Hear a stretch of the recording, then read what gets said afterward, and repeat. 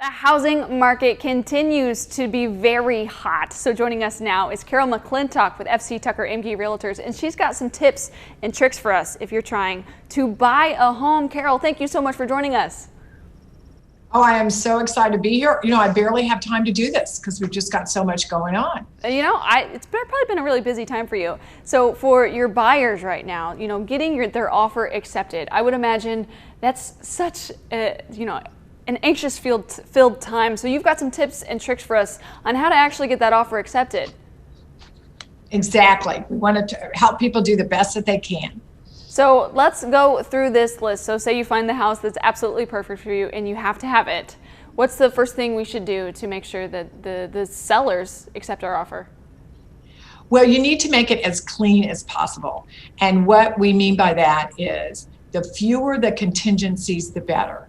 So right now, if you're trying to buy a house, you really need to buy it without adding a contingency about selling your home. That just is a total waste of time, because we know we're going to have multiple offers, and the offers are going to be from people that have already sold their house or made arrangements to do a bridge loan or have the actual cash to pay. So the fewer the contingencies, the better.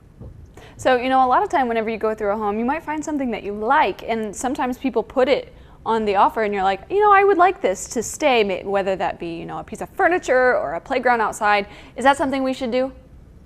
No, you really should stick with only the things that the seller is offering. So usually the seller will offer the kitchen appliances, the bathroom mirrors, the curtains, all window treatments, blinds, all of that. But then when it comes to the tractor in the barn or the living room sofa, yeah, we just need to let go. We're buying the house. We're not buying all that other stuff.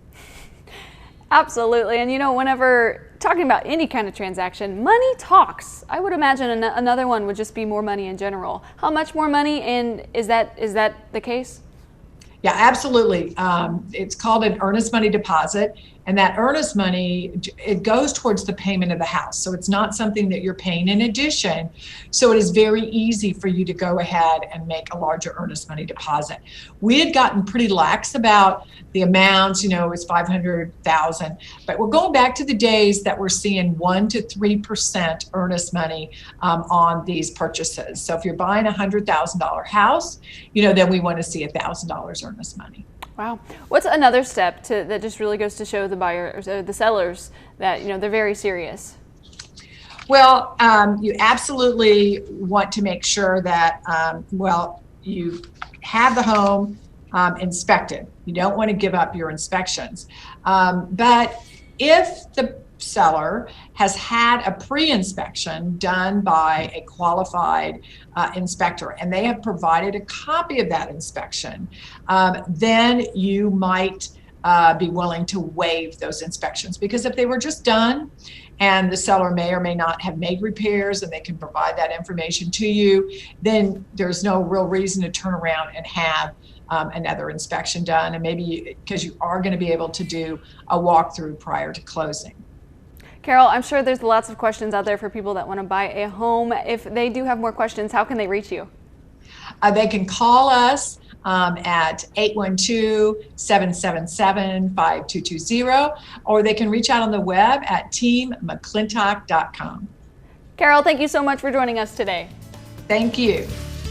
Sit tight. We are going to be right back.